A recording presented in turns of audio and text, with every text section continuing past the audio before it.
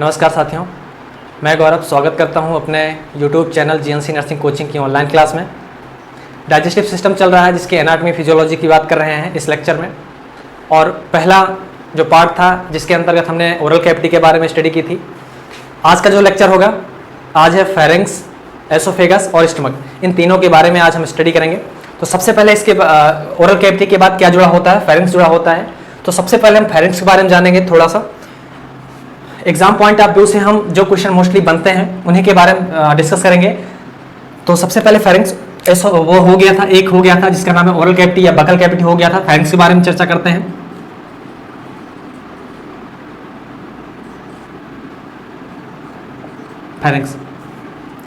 Pharynx में देखा जाए तो कुछ पार्ट होते हैं, जैसे कि ये मान लीजिए कि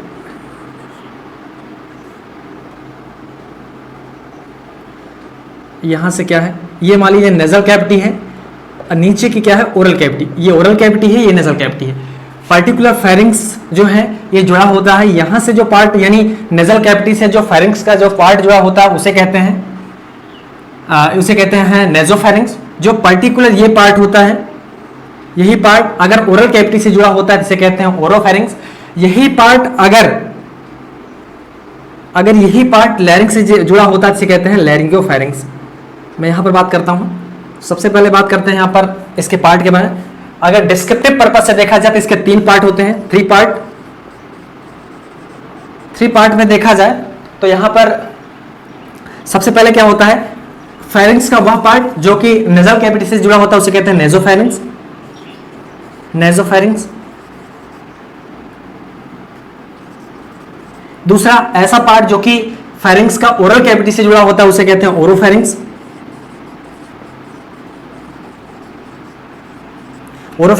नेक्स्ट बात करते हैं ऐसा पार्ट, ये लैरिंक्स है, ये एसोफेगस है। यानी जो एसोफेगस होता है वो बैक साइड होता है, पोस्टीरियर होता है। किसके पोस्टीरियर होता है? लैरिंक्स के पोस्टीरियर होता है। लैरिंक्स आगे होता है और एसोफेगस पीछे होता है। नेक्स्ट बात करें ऐसा पार्ट, यानी फेरिंक्स का ऐसा पार्ट जो कि ये है लैरिंक्स। ऐसा फेरिंक्स का ऐसा पार्ट जो किससे अटैच होता है, किसमें खुला होता है? लैरिंक्स में खुला होता है, उसे क्या कहते हैं? लैरिंगोफेरिंक्स। तीसरा होता है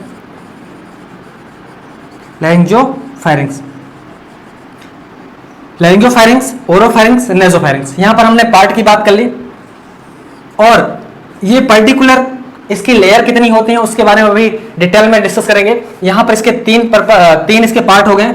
ये हो गया अपना फेरिंक्स के बारे में। नेक्स्ट इसी में अभी जीआई के जितने भी यहाँ पर मेम्ब्रेन होती हैं, कितने मेम्ब्रेन से मिलकर ये चीज बनी होती हैं उसको भी कॉमनली हम बात करेंगे। तो ये हो गया नेजोफेरिंक्स, कुछ पार्ट हो गए। और इट इज जस्ट, और यही क्या है, ओरोफेरिंक्स। यहाँ पर एसोफेगस है। क्या है? एसोफेगस। ये क्या है? ये है लैरिंक्स। ये लैरिंक्स है, ये पीछे क्या है? एसोफेगस है। तो यहाँ पर पर्टिकुलर जो फेरिंक्स है, फेरिंक्स ये कंटिन्यू किससे रहता है? ये एसोफेगस से रहता है। अब पर्टिकुलर यहाँ पर एक, यानी एसोफेगस के ऊपर एक इंस्फिंक्टर पाया जाता है जिसे कहते हैं अपर एसोफेजियल इंस्फिंक्टर।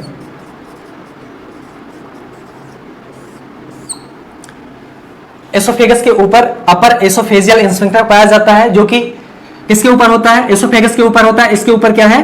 पर्टिकुलर फेरिंक्स होता है। नेक्स्ट इसके अंदर बात करते हैं, ये फेरिंक्स की कुछ बात हो गई।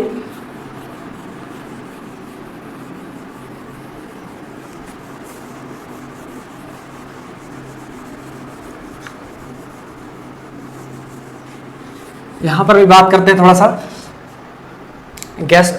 Layer of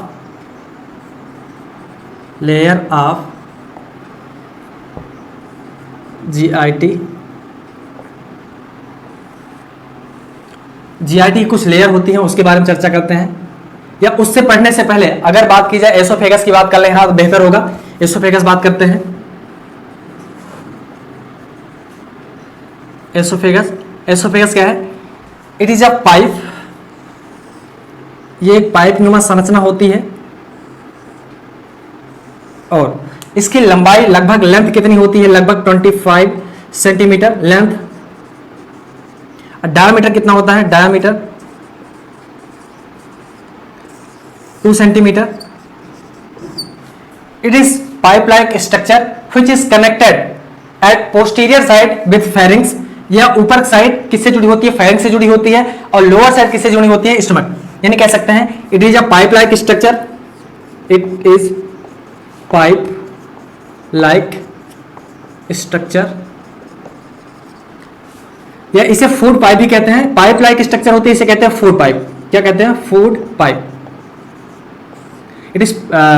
it is pipe like structure which is just connected with किससे कनेक्ट है, connected with upper side, connected upper side, यहां पर connected upper side with pharynx and lower side, lower side किससे कनेक्ट है, stomach. यहां पर लिख सकते हैं it is a pipe like structure, it is also known, यानी कह सकते हैं एसोफेगस का दूसरा क्या नाम है, फूड पाइप है। And it is just connected upper side with, किससे कनेक्ट है, यहां फेरिंग से, अभी जिसके पहले हमने चर्चा की है, किससे कनेक्ट है, फेरिंग से कनेक्ट है। और नीचे किससे कनेक्ट है, ये स्टमक से कनेक्ट है, यानी और नीचे किसके कनेक्ट है, यहां पर देखा, and lower side with stomach, ये नीचे स्टमक से। देयर इज टू स्फिंक्टर, यहां पर टू स्फिंक्टर होते हैं, अपर एसोफेजियल स्फिंक्टर, अपर एसोफेजियल स्फिंक्टर, यहां पर लोअर एसोफेजियल स्फिंक्टर। ऊपर क्या होते हैं, अपर एसोफेजियल स्फिंक्टर, नीचे क्या होते हैं, यानी अपना ये एसोफेगस है, एसोफेगस के नीचे एक स्फिंक्टर लगा होता है जिसका नाम है लोअर एसोफेजियल स्फिंक्टर, या इसी का दूसरा नाम है कार्डियक स्फिंक्टर। एग्जाम में बहुत बार क्वेश्चन आ चुका है कि कार्डियक स्फिंक्टर कहां होता है, तो यहां पर आंसर क्या होगा, lower part of oesophagus. Oesophagus के लोअर पार्ट में कौन सा स्फिंक्टर पाया जाता है, कार्डियक स्फिंक्टर, या इसी का दूसरा क्या नाम है, लोअर एसोफेजियल स्फिंक्टर। ये तो बात हो गई अपने एसोफेगस की। पर्टिकुलर इसको भी कुछ ब्लड सप्लाई करना है, अगर इसकी ब्लड सप्लाई के बारे में बात करें तो ब्लड सप्लाई की बात करें तो इसको सप्लाई करने वाली एक होती है एसोफेजियल आर्टरी, एसोफेजियल आर्टरी, और ये किससे निकली होती है, जस्ट ब्रांच ऑफ किसकी ब्रांच होती है, आयोटा की। और आयोटा में कौन सी आयोटा की, थैरोसिस, branch of thoracic aorta, thoracic aorta की ब्रांच होती है। एसोफेजियल आर्टरी एसोफेगस को अपने ब्लड सप्लाई करती है, और पर्टिकुलर ये किसकी ब्रांच होती है, थैरोसिस आयोटा की ब्रांच होती है। और दूसरी बात करते हैं, सबसे पहले ब्लड कहां से निकलता है, लेफ्ट वेंट्रिकल से निकलता है। लेफ्ट वेंट्रिकल से निकलने के बाद आयोटा में जाता है, आयोटा में ascending iota, arch of iota, descending iota, उसके बाद थैरोसिस आयोटा में आता है, उसके बाद किस में जाता है, ये एब्डोमिनल आयोटा में जाता है। तो यहां से कौन सी ब्रांच है, ये थैरोसिस आयोटा की एक ब्रांच है oesophageal artery. Oesophageal artery particular इस एसोफेगस को क्या करती है, ये सप्लाई करती है। दूसरी बात करते हैं इसके लोअर साइड, यानी कह सकते हैं इसके थोड़ा सा नीचे की साइड दूसरी आर्टरी यहां पर सप्लाई करती है, इसको ब्लड सप्लाई करती है, उसे होती है gastric artery, branch of gastric artery. यहां कुछ ब्रांच गैस्ट्रिक आर्टरी की इसे सप्लाई करती है। यहां कह सकते हैं एसोफेगस को कुछ ब्रांच गैस्ट्रिक आर्टरी की लोअर साइड इसे सप्लाई करती हैं। अगर वेनस ड्रेनेज की बात की जाए तो यहां पर लिख सकते हैं वेनस ड्रेनेज। ड्रेनेज करने के लिए कौन सी होती है, यहां पर अगर बात करें वेनस ड्रेनेज, एसोफेजियल वेन। ये किसकी ब्रांच है, ये किस में जाकर कनेक्टेड है, एजाइगस एंड हेमी एजाइगस और हेमी एजाइगस में ये जाकर पर्टिकुलर ये एसोफेजियल जो वेन है इसमें ओपन हुई है, और ये पर्टिकुलर फिर से ये ले जाकर के सुपीरियर वेना कावा तक, सुपीरियर वेना तक लाकर छोड़ती है। उसके बाद ये राइट एट्रियम में ला करके सारा डीऑक्सीजनेटेड ला करके हार्ट में छोड़ देती है। तो ये किसकी वेन हो गई, वेना सेरेना हमने देखा एसोफेजियल वेन, जो कि जाइगस और एजाइगस की ब्रांच है। ये जाकर पर्टिकुलर अपना सिक्रेशन हार्ट के लिए छोड़ती हैं, किसके द्वारा, सुपीरियर वेना कावा के द्वारा। ये अपना हो गया वेनस, अपने वेनस ड्रेनेज की बात कर ली, और ब्लड सप्लाई की बात कर ली, इसके डायमीटर की बात कर ली, और लेंथ की बात कर ली, और पर्टिकुलर इसमें 2 स्फिंक्टर पाए जाते हैं उसकी बात कर ली। यहाँ पर ये हो गया एसोफेगस। पर्टिकुलर इसका काम क्या होता है, अगर फंक्शन की बात करें,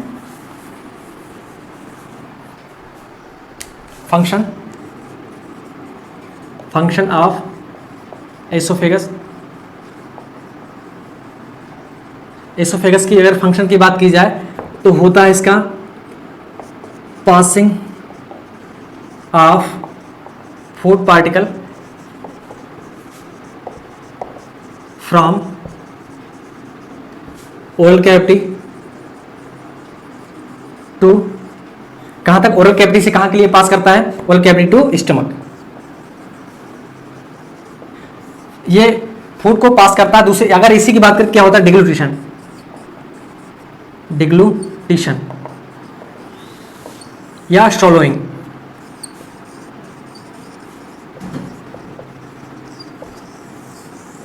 पर्टिकुलर जो हम खाना खाते हैं उसको ओरल कैविटी के बाद किस में जाता है, सॉलोइंग, कह सकते हैं डिग्लूटिशन ऑफ किसका, बोलस। बोलस के बारे में इसके पहले हमने चर्चा कर ली थी कि बोलस क्या होता है। बोलस फेंट फूड या फूड पार्टिकल्स जब अपने ओरल कैविटी में आता है, वहां पर फूड पार्टिकल का सलाइवरी ग्लैंड के साथ जब मिक्सअप हो जाता है और वो मिक्सअप जब सॉलो करके अपने स्टमक में आता है, जो कंटेंट स्टमक में अगर गिरता है उसे क्या कहते हैं, बोलस। बोलस कह सकते हैं फूड प्लस सलाइवरी, सलाइवा, यहां पर सलाइवा कह सकते हैं, फूड प्लस सलाइवा। जब फूड के साथ सलाइवा मिक्सअप होता है उसे कहते हैं बोलस। यही बोलस पास आउट या ओरल कैविटी से पास आउट होकर कहां जाता है, स्टमक में जाता है। तो ये क्या हो गया, अपना बोलस हो गया। नेक्स्ट बात करते हैं इसके अंदर, इससे फंक्शन की हमने बात कर ली।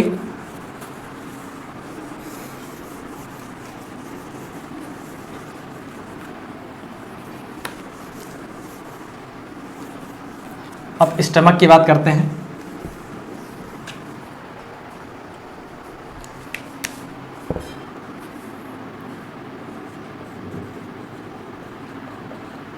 स्टमक की बात करते हैं। स्टमक में सबसे पहले जानेंगे स्टमक, ये क्या हो गया, स्टमक। स्टमक का ये फिगर हो गया,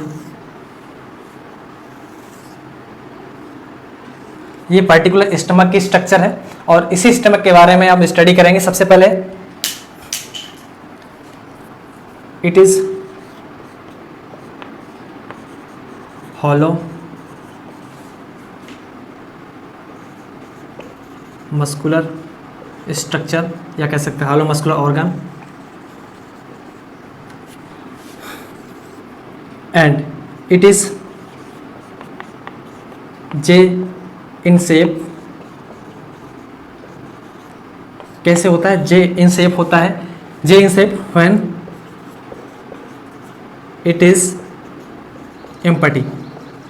क्या मतलब है, इस स्टमक का जो स्ट्रक्चर है वो जे शेप की होती है। पर्टिकुलर ये जे शेप की स्ट्रक्चर होती है और ये कब होती है, ये होती है जब स्टमक खाली रहता है, at the time of empty. Empty जब रहता है तो उस समय इसकी रचना कैसी होती है, ये खाली होती है, कह सकते हैं जे शेप होती है। आफ्टर मील खाने के बाद इसकी संरचना बदल जाती है, वो कैसे होती है, प्यूरिफॉर्म। आफ्टर मील खाने के बाद स्टमक की संरचना बदल जाती है, वो किस प्रकार हो जाती है, प्यूरिफॉर्म हो जाती है। नेक्स्ट इसकी बात करें, it is organ of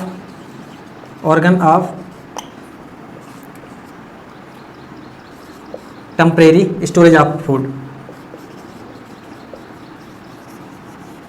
temporary storage of food. कितना amount of food which can be stored in stomach में कितना अमाउंट इसमें स्टोर हो सकता है। तो नॉर्मली अमाउंट इसका होता है, अमाउंट की बात करें तो इसमें लगभग 1.5 लीटर टू 2 लीटर, 1.5 लीटर से 2 लीटर तक इसमें फूड का जो स्टोरेज है, टेम्परेरी स्टोरेज है, वो हो सकता है। तो हमने बात कर ली, it is a hollow muscular organ, it is J in shape when it is empty. जब ये पेट खाली रहता है या स्टमक खाली रहता है उस समय इसकी जो स्ट्रक्चर है वो किस प्रकार होती है, जे शेप होती है। आफ्टर मील, खाने के बाद इसकी स्ट्रक्चर बदल जाती है, प्यूरिफॉर्म हो जाती है। And it is organ of temporary storage of food, ये यहाँ पर टेम्परेरी स्टोरेज सिस्टम है या स्टोरेज ऑर्गन ऐसा है जो कि स्टोर करता है। नेक्स्ट बात करें, इसका अमाउंट कितना है, कितना स्टोरेज, इसमें खाना कितना आ सकता है एक टाइम के अंदर, तो 1.5 लीटर या 1.5 लीटर से 2 लीटर तक इसमें खाना एक टाइम के अंदर आ सकता है। या पार्ट पढ़ने से पहले सबसे पहले इसकी लेयर की बात कर लेते हैं।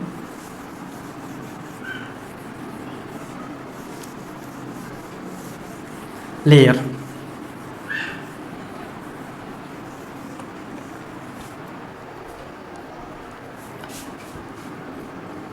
Layer of GIT.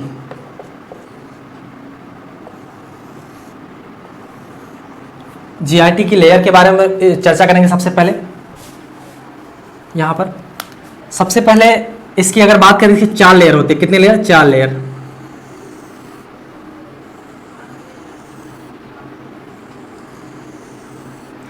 इसकी 4 लेयर हो गई। और सबसे पहले की बात करते हैं, 1 नंबर की। इसके अंदर सबसे इंटरनल इनर मोस्ट लेयर वाली जो लेयर है, ये पर्टिकुलर इनर मोस्ट लेयर है। इसका नाम है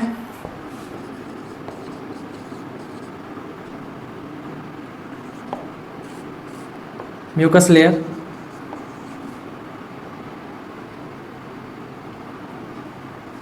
या इसे कहते हैं mucosa.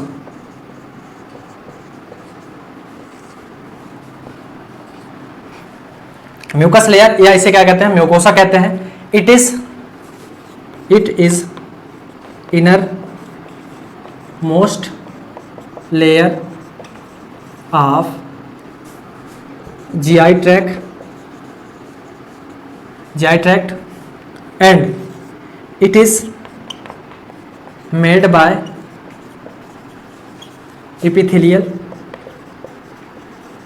epithelium tissue. The function, क्या फंक्शन होता है? Secretion and absorption. सबसे जो अंदर वाली इनर मोस्ट लेयर है इसका नाम है म्यूकोसा या म्यूकस लेयर होती है। और पर्टिकुलर इसके फंक्शन की बात की जाए तो इनका फंक्शन सिक्रेशन होता है। यहाँ पर बहुत सारे एंजाइम्स आएंगे, बहुत सारे यहाँ पर सिक्रेशंस आएंगे।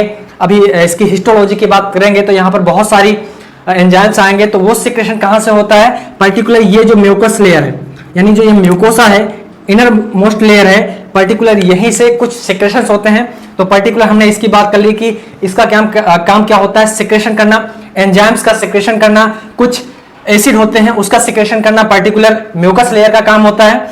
दूसरी बात करें, खाने का अब्जॉर्प्शन, अपने पूरी जीआई की हम बात कर रहे हैं। यहां पर हम लेयर ऑफ जीआईटी की बात करें, पूरी कॉमन में हम पढ़ाई कर रहे हैं यहां पर कि कॉमन कौन कौन सी लेयर अपने जीआई सिस्टम के अंदर पाई जाती हैं या जीआई ट्रैक के अंदर पाई जाती हैं। तो सबसे जो इनर वाली है उसका हमने देख लिया, इसका काम क्या होता है?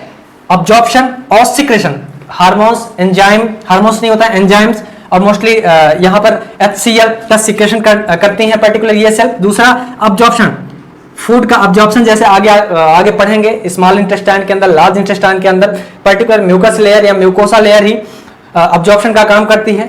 ये तो हो गई पहली लेयर के बारे में जिसका नाम है म्यूकस लेयर या म्यूकोसा। नेक्स्ट बात करते हैं सब म्यूकोसा। ये तो पहली लेयर हो गई म्यूकोसा। दूसरी होती है, यहां पर लिख भी सकते हैं, म्यूकस लेयर या म्यूकोसा। दूसरी की बात करते हैं, पर्टिकुलर यहां पर दूसरी लेयर पाई जाती है। यहां पर दूसरी है, इसका नाम है सब म्यूकोसा या सब म्यूकस लेयर। सब म्यूकोसा या सब म्यूकस लेयर, तो ये क्या है? पर्टिकुलर ये दूसरी लेयर है, ये दूसरी लेयर है।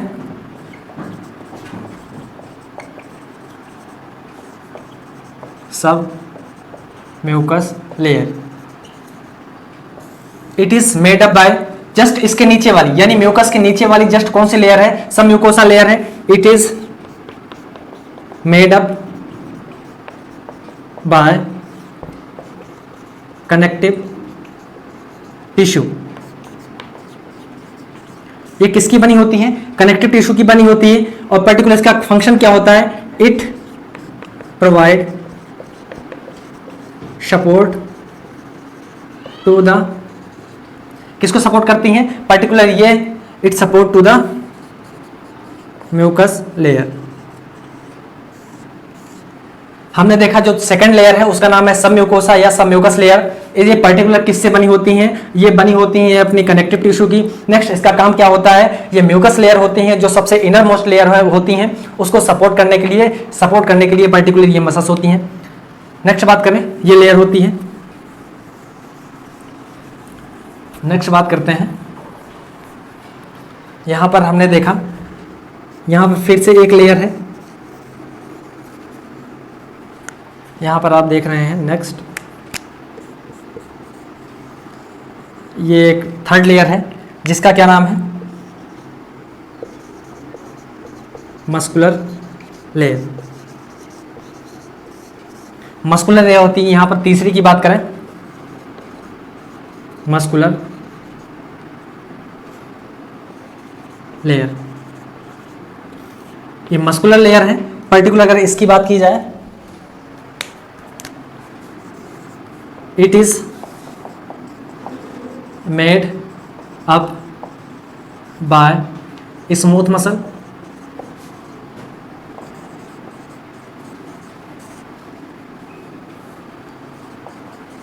ये किसकी बनी होती है, ये पर्टिकुलर स्मूथ मसल की बनी होती हैं। और दूसरा इसकी बात की जाए तो इसमें मस्कुलर लेयर में पर्टिकुलर और मसल्स पाई जाती हैं। इसके अंदर कुछ 3 मसल्स पाई जाती हैं। पहले की बात करें तो ऑब्लिक मसल, नेक्स्ट होता है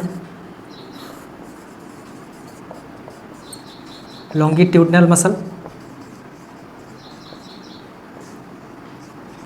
तीसरा होता है सर्कुलर मसल। अगर इसी मस्कुलर टिश्यू की या मस्कुलर लेयर की अगर यहाँ पर स्ट्रक्चर देखी जाए, यहाँ पर इस पार्ट का अगर हिस्टोलॉजी की बात की जाए कि यहाँ पर एक लेयर निकाल ली है और इसकी स्टडी की जाए तो यहाँ पर जो सबसे ऊपर वाली लेयर है जिसे कहते हैं लॉन्गिट्यूडनल, सबसे ऊपर लेयर है। यहाँ की अगर बात करें सबसे ऊपर, तो सबसे ऊपर पाई जाती है इस तरह से कुछ लेयर होती हैं या मसल्स की लेयर होती है, इसे कहते हैं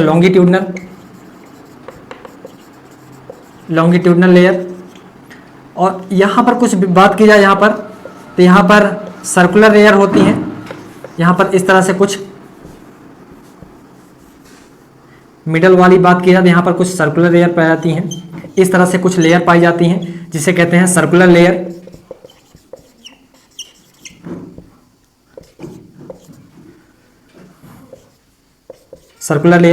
और जो सबसे नीचे यहाँ पर हमने देखा लॉन्गिट्यूडनल और सर्कुलर लेयर है, जो सबसे नीचे सबसे इनर में होती है, इसी की बात कर रहे हैं। जो मस्कुलर लेयर होती है, मस्कुलर लेयर के अंदर की बात कर रहे हैं। जो सबसे ऊपर होती है वो लॉन्गिट्यूडनल होती है और जो बीच की होती है, इसी मस्कुलर की 3 होते हैं, 1 2 3, इसी की 3 लेयर पाई जा रही है। करंट की बात कर रहे हैं 1 2 3, तो सबसे ऊपर क्या होगा, यहाँ पर लॉन्गिट्यूडनल हो गया। सेकंड की बात करें यहाँ पर तो सर्कुलर हो गया। और सबसे नीचे कौन सी है, ऑब्लिक। यहाँ पर कुछ ऑब्लिक मसल्स पाई जाती हैं, ऑब्लिक।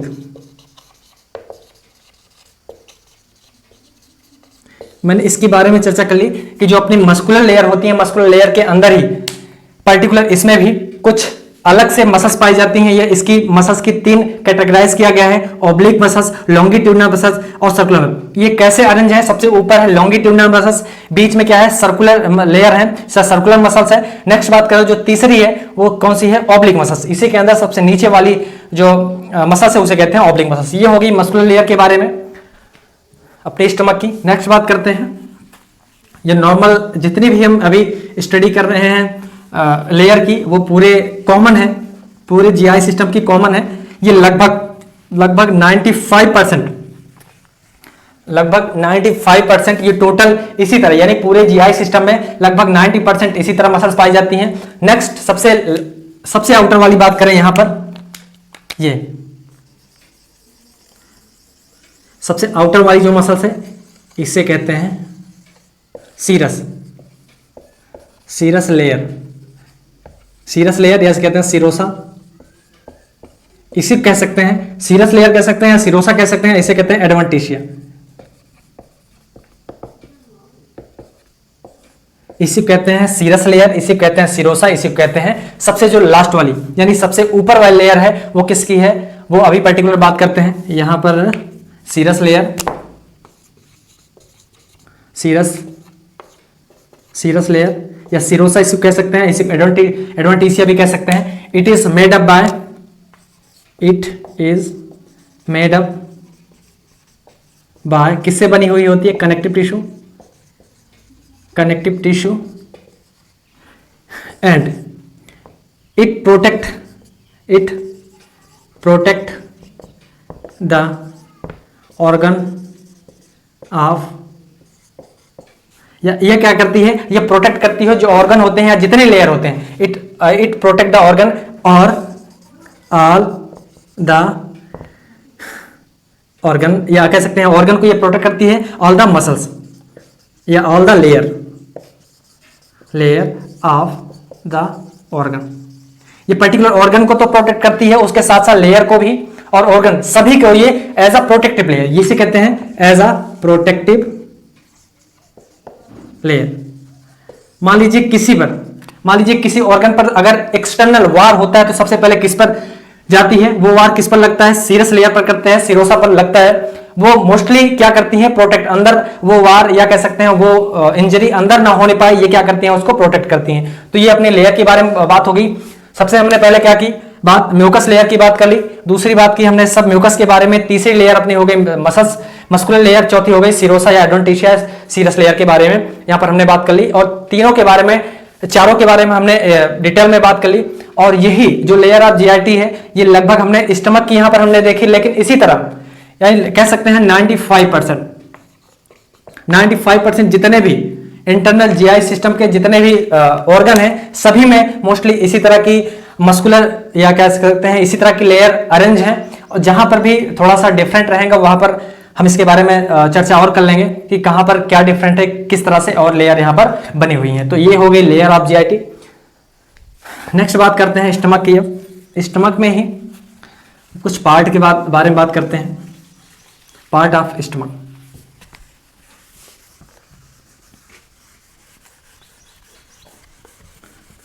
या इसके पहले लोकेशन के बारे में बात कर ली, ये तो अपनी लेयर के बारे में हो गई।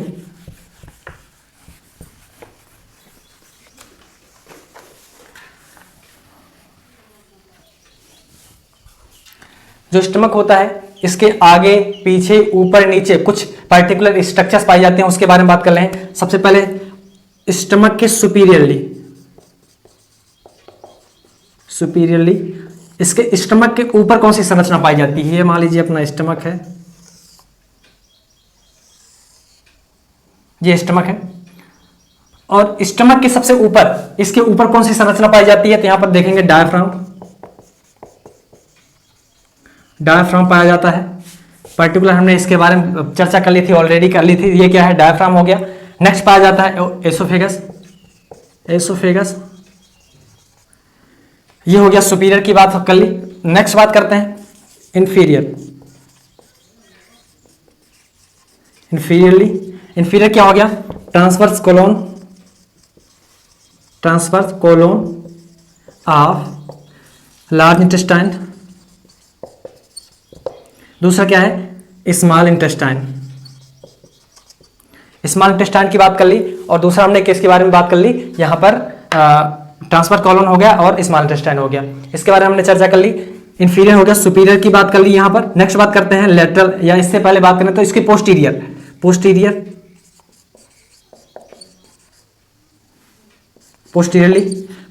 में अगर बात करें तो यहां पर हमने देखा है सबसे पहले क्या होगा, जो पोस्टीरियर है यानी अपना स्टमक है, स्टमक के पीछे क्या रहेगा, यहां पर रहेगा अब्डोमिनल आयोटा।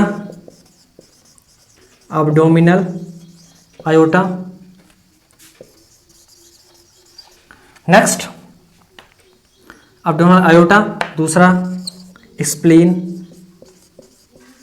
पैनक्रियाज। ये सारे ऑर्गन कहां हैं, पोस्टीरियर यानी अब्डोमेन, या कह सकते हैं स्टमक के पीछे क्या है, अब्डोमिनल आयोटा है, स्प्लीन है, पैनक्रियाज है, ये सारे ऑर्गन कहाँ हैं, अपने अब्डोमिनल या स्टमक के पीछे है। स्टमक के पीछे की स्ट्रक्चर ये सारी है। नेक्स्ट बात करते हैं, पोस्टीरियर हो गया ये, और एंटीरियर की बात करते हैं। यहाँ पर एंटीरियर, एंटीरियर की या स्टमक के आगे कौन सी संरचना है, यहाँ पर लीवर या anterior abdominal layer. Abdominal layer है आगे, या पेरिटोनियम कैविटी की आगे जो लेयर होती है अब्डोमिनल लेयर है, और एंटीरियर क्या है, और ये लीवर है। ये हमने चारों ओर की बात कर ली, एंटीरियर कर ली, सुपीरियर कर ली, इन्फीरियर कर ली, पोस्टीरियर कर ली। ये सारे ऑर्गन के चारों ओर की स्ट्रक्चर है, उसके बारे में हमने चर्चा कर ली।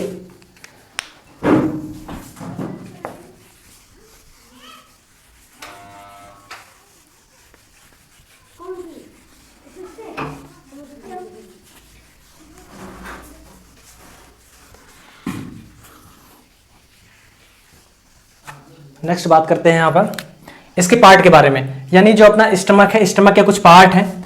तो यहाँ पर हम पार्ट के बारे में चर्चा करेंगे। सबसे पहले यहाँ पर सबसे पहला जो पार्ट है वो है, कौन सा पार्ट है, फंडस। दूसरी बात करते हैं बॉडी। नेक्स्ट बात करते हैं, यहां हमने देखा 3 पार्ट हैं, फंडस, बॉडी और पाइलोरस। सबसे पहले क्या है, फंडस। और फंडस में भी ये किनारा अलग सा है यहां पर, यानी ऐसा पार्ट जो नियर बाई किससे है, हार्ट के, नियर बाई हार्ट के हैं। और इसी में जो एसोफेगस है, एसोफेगस से पर्टिकुलर जिस पार्ट में खुला है वो कौन सा है, फंडस। लेकिन फंडस के बगल में एक छोटा सा पार्ट होता है जिसे कहते हैं कार्डिया। ये नियर बाय जो कार्डिया के है वो कार्डिया पार्ट है, जो कि एसोफेगस में कनेक्ट है। दूसरा पार्ट है इसी का पार्ट है जो कि है फंडस। नेक्स्ट बॉडी, तीसरी है पाइलोरस। तो सबसे पहला पार्ट कौन सा है, फंडस। दूसरा बॉडी, नेक्स्ट पाइलोरस। पाइलोरस के पर्टिकुलर दो इसके अलग अलग पार्ट हैं। पाइलोरस के भी पाइलोरिक एंट्रम, दूसरा पाइलोरिक कैनाल। पाइलोरिक एंट्रम, जो ये वाइड एरिया है, यानी जो पाइलोरिक का ये वाइड एरिया है इसे तो कहेंगे पाइलोरिक एंट्रम। जो वाइड एरिया है इसे क्या कहेंगे, पाइलोरिक एंट्रम। दूसरा यहां पर नैरो एरिया, यहां पर आप देख सकते हैं ये नैरो एरिया है, तो नैरो एरिया क्या कहेंगे, पाइलोरिक कैनाल। ये पाइलोरिक कैनाल है, दूसरा पाइलोरिक एंट्रम है जो कि वाइड एरिया। वाइड एरिया को अपन क्या कह रहे हैं, पाइलोरिक एंट्रम कह रहे हैं। दूसरा पाइलोरिक कैनाल है जो यहाँ पर पाइलोरिक कैनाल है जो कि यहाँ पर नैरो एरिया है। और उसके बाद यहाँ पर एक इंस्फिंक्टर लगा होता है। अब इसकी बात, अभी इसके बारे में चर्चा करेंगे। ये क्या हो गया, ये अपने पार्ट के बारे में हो गई। इंस्फिंक्टर की बात करेंगे। इंस्फिंक्टर, टू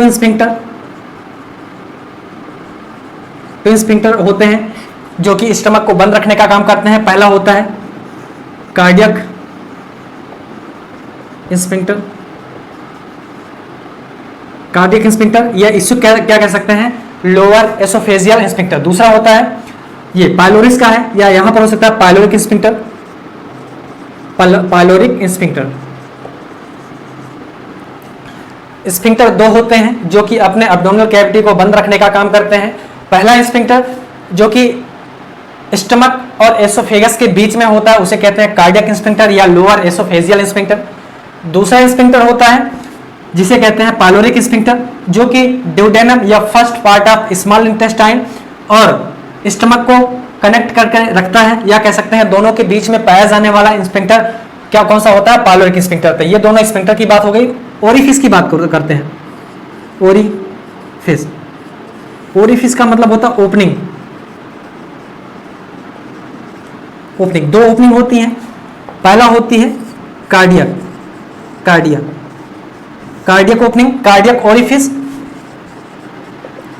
कैसे, क्योंकि यहाँ पर आप देख सकते हैं मैंने बताया कि जो फंडस का जो बगल वाला एरिया है यानी जो कार्डियक के बगल में है।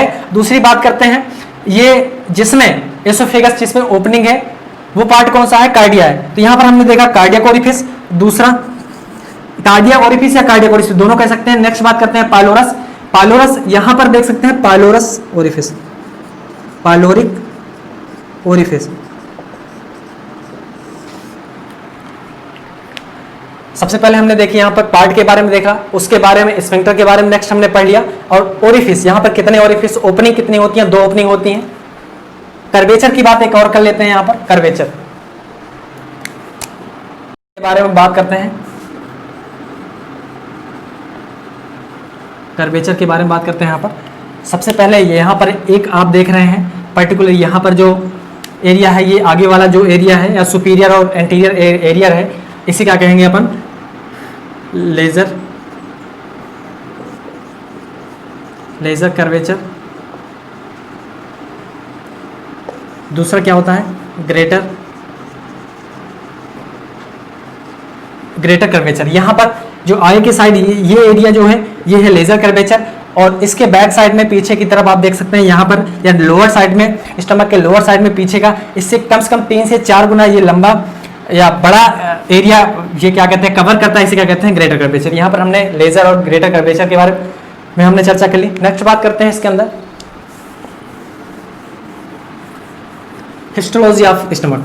स्टमक की एक एक छोटी छोटी चीज के बारे में जानकारी यहां से लेंगे। हिस्टोलॉजी के बारे में बात करते हैं, histology of stomach.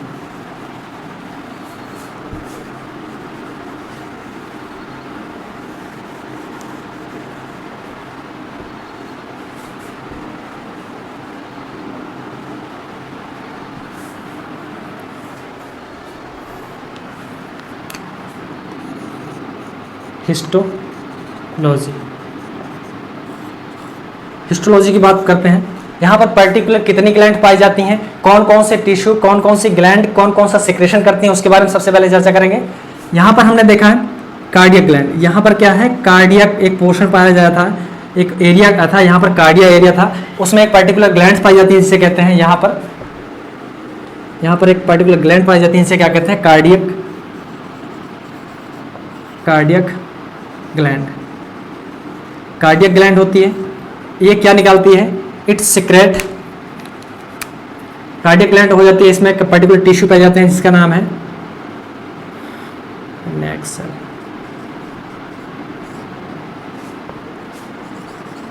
Mucus neck cell, mucus neck cell, mucus neck cell पाए जाते हैं। म्यूकस नेक्सल किसका सिक्रेशन करता है, यहाँ पर म्यूसिन, म्यूसिन नाम का एक प्रोटीन होता है पर्टिकुलर म्यूकस नेक्सल द्वारा पर्टिकुलर सिक्रेट किया जाता है। यहाँ पर हमने देखा कार्डियक ग्लैंड, ये कार्डियक रीजन में पर्टिकुलर एक ग्लैंड पाई जाती है जिसमें एक पर्टिकुलर एक सेल और पाई जाती है, वो क्या किसका क्या नाम है, म्यूकस नेक्सल। वो किसका सिक्रेशन करते हैं, म्यूसिन का सिक्रेशन करती है। नेक्स्ट यहाँ पर दूसरी ग्लैंड पाई जाती है, यहाँ पर एक और ग्लैंड पाई जाती है जिसका नाम है fundus, fundus gland. Fundus gland it is found in fundus and body। ये जो फंडिस ग्लैंड है वो कहाँ कहाँ पाई जाती है, वो फंडस और बॉडी में दोनों में पाई जाती है। और पर्टिकुलर इनके अंदर भी अलग अलग सेल हैं। यहाँ पर 3 प्रकार की सेल पाई जाती हैं, फर्स्ट, सेकंड, थर्ड, 3 प्रकार की सेल पाई जाती हैं। पहली सेल कौन सी है, पहली सेल है म्यूकस नेक्सल, पहली है म्यूकस नेक्सल। यहां पर हमने देखा म्यूकस नेक्सल क्या सीक्रेट कर रही थी, म्यूसिन, ये सीक्रेट करेगा म्यूसिन। दूसरा होता है पैराइटल सेल, पैराइटल सेल इसे कहते हैं, इसी का दूसरा नाम क्या है, ऑक्जेंटिक सेल। ये पर्टिकुलर किसका सिक्रेशन करती है, ये सिक्रेशन करती है HCl, हाइड्रोक्लोरिक एसिड। दूसरा ये सिक्रेट करती है इंट्रिंसिक फैक्टर। हमने देखा हिस्टोलॉजी की बात कर रहे हैं। सबसे पहली ग्लैंड थी कार्डियक ग्लैंड। जो कार्डियक ग्लैंड है ये कार्डियक रीजन में, कार्डियक एरिया में पाई जाती है। और ये क्या, इसके अंदर पर्टिकुलर एक सेल पाई जाती है जिसका नाम है mucus neck cell. Mucus neck cell एक पर्टिकुलर प्रोटीन का सिंथेसिस करते हैं जिसका नाम है म्यूसिन। अभी पर्टिकुलर सबके फंक्शन के बारे में बात करते हैं। दूसरी ग्लैंड फंडिस ग्लैंड पाई जाती है। फंडिस ग्लैंड की लोकेशन है फंडस में भी पाई जाती है और ये बॉडी के अंदर भी पाई जाती है। ये फंडिस ग्लैंड है। ये फंडिस ग्लैंड कहाँ पर पाई जा रही है? फंडस के अंदर भी पाई जा रही है। दूसरा ये बॉडी के अंदर भी पाई जा रही है। बॉडी जो स्टमक का दूसरा पार्ट है या नेक्स्ट पार्ट है या बीच वाला पार्ट है, इसे कहते हैं बॉडी। बॉडी में या फंडस में दोनों पाई जा रही है। और इसमें 3 प्रकार की सेल पाई जाती हैं। पहला हो गया म्यूकस नेक सेल जो म्यूसिन का सिक्रेशन कर रही है। नेक्स्ट होता है पैराइटल सेल। ये क्या, किसका सिक्रेशन कर रही है? ये ऑक्जेंटिक सेल का, ये इसे ऑक्जेंटिक सेल भी कहते हैं। ये HCl और इंट्रिंसिक फैक्टर का सिंथेसिस कर रही है। नेक्स्ट होती है पेप्सिनोजन सेल। ये इसे कहते हैं चीफ सेल और चीफ सेल। ये सिक्रेशन किसका करती हैं? ये करती हैं पेप्सिनोजन और एंड रेनिन। रेनिन का दूसरा नाम है काइमोसिन। काइमोसिन रेनिन का क्या नाम है? रेनिन का दूसरा नाम है काइमोसिन। अब पर्टिकुलर एक टिश्यू की जो पर्टिकुलर इसके सिक्रेशन है उनकी बात करते हैं। सबसे पहले हमने देखा म्यूसिन और एक ग्लैंड और पाई जाती है जो कि पाइलोरस में हमने 2 ग्लैंड के बारे में चर्चा की। दूसरा होता है पाइलोरिक ग्लैंड। पाइलोरिक ग्लैंड, जो पाइलोरिक ग्लैंड है पर्टिकुलर इसके भी कुछ सिक्रेशन है या इसकी भी कुछ सेल है। पहली होती है म्यूकस नेक सेल, दूसरी है जी सेल। जी सेल निकालती है गैस्ट्रिन। जो म्यूकस नेक सेल है ये किसका सिक्रेशन करती है? म्यूसिन। तो पर्टिकुलर अभी किसके बारे में चर्चा करेंगे? हमने देखा हिस्टोलॉजी के बारे में। यहां पर क्या पाई जाती है? यहां पर पर्टिकुलर ग्लैंड पाई जाती है जिसे कहते हैं कार्डियक ग्लैंड। कार्डियक ग्लैंड यहां पर पाई जाती है फंडिस ग्लैंड। फंडिस ग्लैंड बॉडी और फंडस दोनों में पाई जाती है, इसे फंडिस ग्लैंड कह रहे हैं। नेक्स्ट होता है पाइलोरिक ग्लैंड। पाइलोरिक ग्लैंड हमने देखा कार्डियक ग्लैंड। कार्डियक ग्लैंड से पर्टिकुलर एक ही सेल इसमें पाई जाती है जिसका नाम है mucus neck cell. Mucus neck cell क्या किसका सिंथेसिस कर रही है? ये कर रही है म्यूसिन की कर रही है। नेक्स्ट होता है फंडिस ग्लैंड। फंडिस ग्लैंड के अंदर पर्टिकुलर 3 सेल पाई जाती हैं। कौन कौन सी सेल है? इसके अंदर सेल है म्यूकस नेक सेल, दूसरी है पैराइटल सेल, तीसरी है पेप्सिनोजन सेल। ये इससे पर्टिकुलर सिक्रेशन होता है। कौन कौन सा सिक्रेशन करती है? यहाँ पर जो म्यूकस नेक सेल है वो म्यूसिन करती है। जो पैराइटल सेल है वो किसका सिक्रेशन करती है? HCl का सिक्रेशन करती है। और दूसरा ये इंट्रिंसिक फैक्टर का भी निर्माण यहीं से होता है, इंट्रिंसिक फैक्टर। नेक्स्ट बात करते हैं पाइलोरिक ग्लैंड। पाइलोरिक ग्लैंड से पर्टिकुलर इसमें दो सेल पाई जाती हैं जिसका नाम है म्यूसिन नेक सेल और जी सेल। जी सेल से क्या निकलता है? गैस्ट्रिन नाम का हार्मोन से निकलता है। और म्यूसिन ये किससे निकलता है? म्यूकस नेक सेल होता है जो कि पाइलोरिक ग्लैंड का पार्ट है या सेल है। तो हमने हिस्टोलॉजी के बारे में बात कर ली कि स्टमक में कौन कौन से सेल हैं, कौन कौन सी ग्लैंड है और कौन कौन सी ग्लैंड के अंदर कितने सेल हैं, किस प्रकार के सेल हैं और पर्टिकुलर उन सेलों से कौन कौन सा सिक्रेशन निकलता है, उसके बारे में चर्चा कर ली। अब नेक्स्ट इसके बारे में बात करते हैं स्टमक के।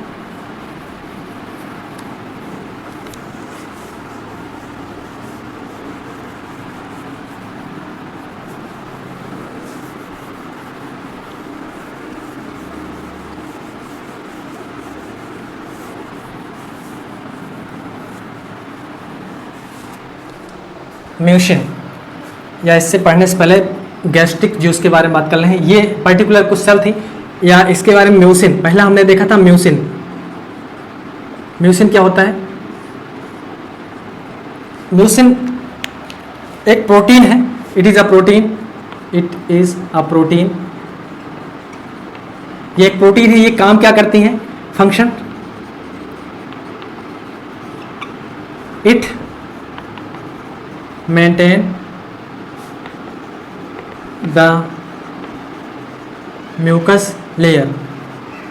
म्यूकस लेयर को मेंटेन करती हैं and it protect from frictional injury. Particular mucin जो होता है ये अपने स्टमक के अंदर ये पर्टिकुलर प्रोटीन का सिक्रेशन अपने म्यूकस नेक सेल द्वारा किया जाता है। और स्टमक के अंदर क्या रोल है, जो HCl होता है वो पता होता है उसका pH कितना होता है। HCl का pH होता है 1 2 3।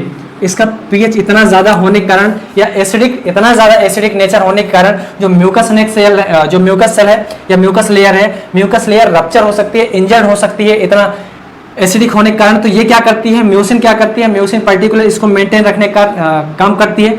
नेक्स्ट इसके अंदर कुछ पेरिस्टालसिस या पेरिस्टालसिस मूवमेंट होता है, या कह सकते हैं स्ट्रॉन्ग पेरिस्टालसिस मूवमेंट होता है। स्ट्रॉन्ग पेरिस्टाल्टिक मूवमेंट होने के कारण इसमें जो म्यूकस लेयर है वो इंटेक्ट हो सकती हैं, वो रप्चर हो सकती हैं, या कह सकते हैं उसका इंजर्ड हो सकती हैं। तो उसको क्या करती है, ये जो प्रोटीन होती है, जो म्यूसिन होती है, म्यूसिन पर्टिकुलर इसको मेंटेन रखने का काम करती है, इसको इंजर्ड होने से बचाने का काम रखती है। दूसरा हो गया, ये पहली हो गई म्यूसिन। दूसरे की बात करते हैं HCl। हमने देखा था पैराइटल सेल थी, पैराइटल सेल किसका सिक्रेशन कर रही थी, HCl का कर रही थी। HCl हाइड्रोक्लोरिक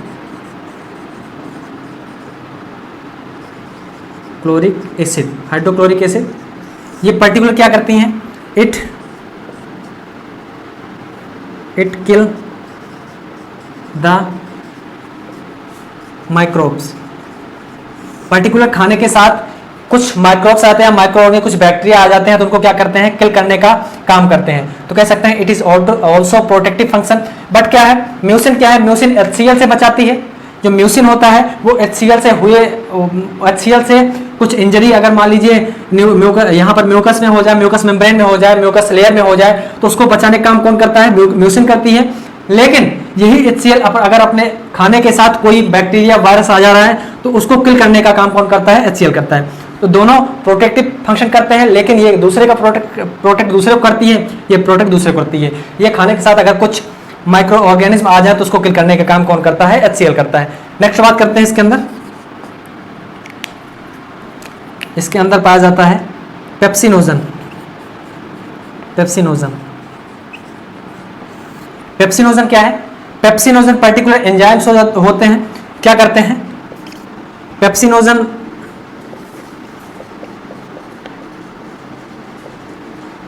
जो है चीफ सेल से सीक्रेट होने वाला एंजाइम है। और पेप्सिनोजन कन्वर्ट होता है पेप्सिन में in the presence of HCl। क्या होता है, पेप्सिनोजन पर्टिकुलर अपने स्टमक में पाए जाते हैं और HCl भी होता है। तो क्या करता है, पेप्सिनोजन का पेप्सिन में HCl के द्वारा कन्वर्ट हो जाता है, और यही पेप्सिन पॉलीपेप्टाइड को किस में कन्वर्ट करता है, पेप्टाइड। हम ये कह सकते हैं कि पर्टिकुलर स्टमक के अंदर प्रोटियोलाइटिक एंजाइम प्रेजेंट होता है, जो क्या करता है, प्रोटीन के डाइजेशन में मदद करता है। तो कह सकते हैं, हमने इसके पहले ओरल कैविटी पढ़ी थी, ओरल कैविटी के अंदर देखा था कि वहां पर सलाइवरी एमाइलेज था, यानी सलाइवरी एमाइलेज के अंदर क्या था, टालिन था, जो कि अपना जो कार्बोहाइड्रेट था, कार्बोहाइड्रेट को क्या कर रहा था, वहां पर तोड़ने काम कर रहा था, यानी पॉलीसैकेराइड से डाइसैकेराइड या माल्टोज में उसको कन्वर्ट कर रहा था। यहाँ पर क्या है, यहाँ पर पर्टिकुलर पेप्सिनोजन है, पेप्सिनोजन का पेप्सिन में कन्वर्ट हो रहा है HCl से। HCl क्या कर रहा है, एक्टिवेट कर रहा है पेप्सिनोजन से पेप्सिन में। और दूसरा, ये पेप्सिन पॉलीपेप्टाइड को किसमें कन्वर्ट कर रहा है, पेप्टाइड में। ये क्या है, प्रोटीन। दूसरी बात करते हैं, एक होता है रेनिन।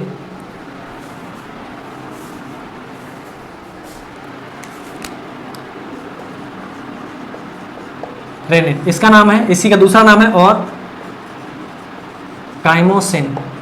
ये क्या करते हैं, पर्टिकुलर ये एंजाइम्स मोस्टली किस में पाए जाते हैं, फाउंड इन चाइल्ड।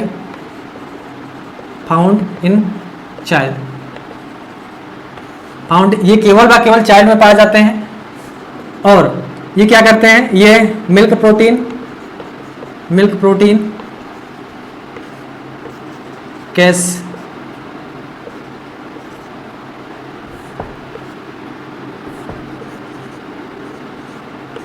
कैसिनोजन को क्या किसमें करते हैं कन्वर्ट, कैसिनोजन को कैसिन में करते हैं।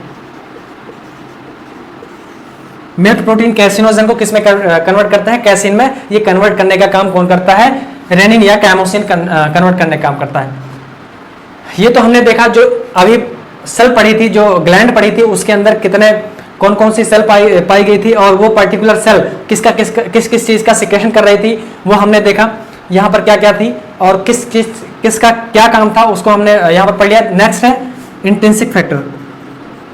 इंट्रिंसिक फैक्टर, इंट्रिंसिक फैक्टर है जो कि पैराइटल सेल द्वारा निकलता है और ये क्या करता है? पर्टिकुलर विटामिन B12 को क्या करता है? अब्जॉर्प्शन करने में मदद करता है। इंट्रिंसिक फैक्टर के जो रिसेप्टर होते हैं, रिसेप्टर ये कहाँ पाए जाते हैं? ये पर्टिकुलर पाए जाते हैं अपने इलियम में।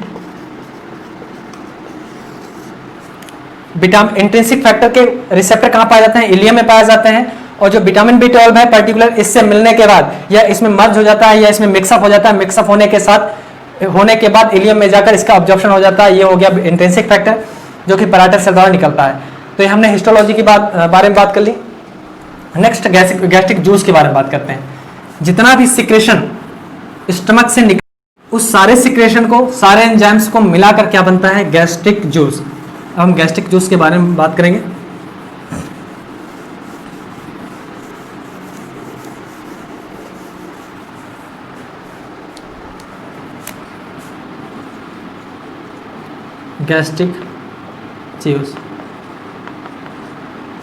गैस्ट्रिक जूस के बारे में बात करते हैं।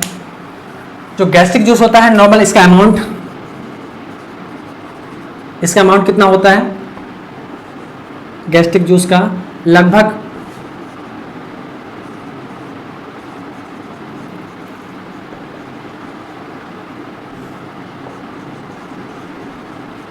1000 से 1500 यानी 1 से 1.5 लीटर लगभग गैस्ट्रिक जूस का सिक्रेशन होता है। और दूसरी बात करते हैं इसका पीएच जो होता है वो होता है 1 to 3। इसका पीएच 1 से 3 होता है। और इसके बारे में बात करें, इसके कंपोजिशन के बारे में, कंपोजिशन,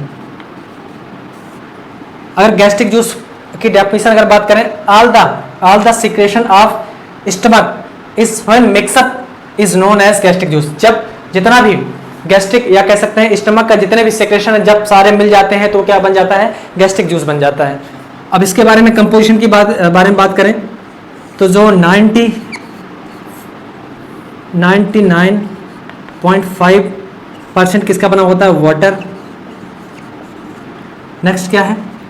सॉलिड कितना? 0.5% किसका होता है? सॉलिड होता है।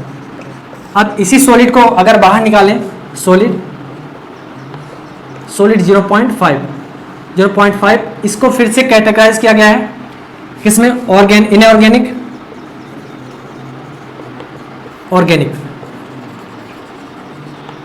ऑर्गेनिक और इनऑर्गेनिक। इनऑर्गेनिक में क्या क्या है? HCl, हाइड्रोक्लोरिक एसिड, नेक्स्ट है सोडियम, नेक्स्ट क्या है? पोटेशियम, नेक्स्ट क्या है? क्लोरीन। इधर क्या है? ऑर्गेनिक में हमने देखा यहां पर इंट्रिंसिक फैक्टर है,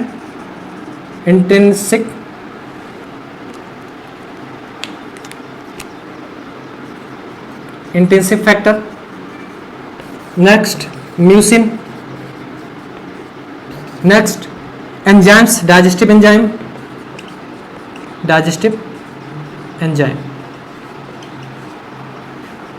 ये पर्टिकुलर इसमें है। और हमने सबका फंक्शन के बारे में बात कर ली। यहाँ पर इंट्रिंसिक फैक्टर कौन कौन होता है? इंट्रिंसिक फैक्टर है जो कि विटामिन B12 को अब्जॉर्प्शन में काम आता है। म्यूसिन है जो कि अपने म्यूकस लेयर को या म्यूकोसल लेयर को क्या करती है? इंटैक्ट होने से बचाती है, उसके रप्चर होने से बचाती है, क्योंकि यहाँ पर क्या होता है? पर्टिकुलर काइम का फॉर्मेशन होता है। नेक्स्ट बात करते हैं, यहाँ पर डाइजेस्टिव एंजाइम होते हैं। मैंने बात कर ली पेप्सिनोजन, दूसरा रेनिन। ये पर्टिकुलर इसमें डाइजेस्टिव एंजाइम के कुछ पार्ट हो गए। हमने देखा, सबसे पहले हमने बात की थी ओरल कैविटी की। ओरल कैविटी से क्या हो रहा था? वहां पर स्टार्ट हो गया था अपना कार्बोहाइड्रेट जो है, कार्बोहाइड्रेट का डाइजेशन कहाँ से स्टार्ट हो गया था? ओरल कैविटी से स्टार्ट हो गया था। दूसरी बात करते हैं जो अपना स्टमक है, स्टमक में कौन सा फूड डाइजेशन होना स्टार्ट हो गया है? यहाँ स्टार्ट हो गया है पर्टिकुलर प्रोटीन। नेक्स्ट बात करते हैं, एक सेल और बची थी यहाँ पर, एक बची थी जी सेल। जी सेल, जी सेल क्या होता है? Gastrin, gastrin, gastrin, gastrin hormone. ये क्या करता है? गैस्ट्रिन जो है ये पार्टिकुलर स्टिमुलेट करता है अपने पैनक्रियाज को। किसके लिए? पैनक्रियाज और स्टमक को, दोनों को स्टिमुलेट करता है पर्टिकुलर एंजाइम्स का सिक्रेशन करने के लिए। जो उसके सिक्रेशन है, ये गैस्ट्रिन जो है ये स्टिमुलेट करता है acinar cell, acinar cell of pancreas.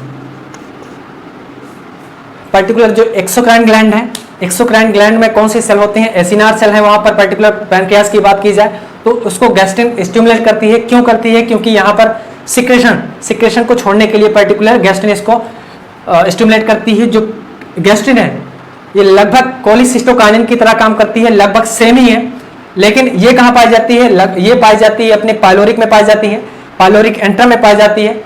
और इसका काम होता है स्टिमुलेट करने के लिए पर्टिकुलर पैनक्रियाज को, और अपने स्टमक की ऑल दी सेल्स को इसका काम होता है स्टिमुलेट करने के लिए। तो हमने देखा, यहाँ पर लिख सकते हैं गैस्ट्रिन,